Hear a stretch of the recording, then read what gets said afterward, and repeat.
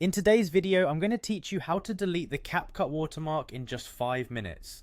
Let's dive right in to ensure that by the end, your videos are crystal clear and free of any unwanted branding. To begin, open up the Capcut app on your device. Once inside, you're going to want to start a new project. This is your blank canvas, and from here you can unleash your creativity and craft the video just the way you envision it. Whether you're a seasoned editor or just starting out, Capcut offers a range of tools to bring your vision to life. Take your time to edit your video as usual. This is where you can work your magic, trimming clips, adding sounds, or layering effects, whatever it takes to achieve the look and feel you're going for. Once you've completed your edits and are inching closer to exporting your finished masterpiece, there's a small but crucial step to address. Before hitting that export button, cast an eye over to the end of your timeline. If Capcut has attached a watermark clip, often in the form of an outro, you'll notice it here.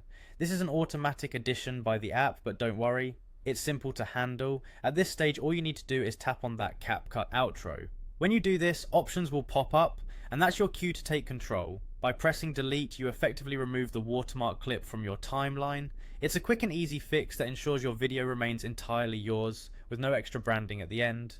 With the watermark now a thing of the past, you're ready to proceed to the final step, exporting your video. Look to the top right of your screen and you'll see the export button. A simple tap is all it takes, and Capcut will begin saving your video without that watermark. You're left with a clean and professional project ready to share with the world. And there you have it. In just a matter of minutes, you've gone from start to finish, crafting and exporting a beautiful video free from any unnecessary tags. Whether you're sharing on social media, sending it to friends, or adding it to your portfolio, you can do so with confidence, knowing that your work stands alone and speaks entirely for itself.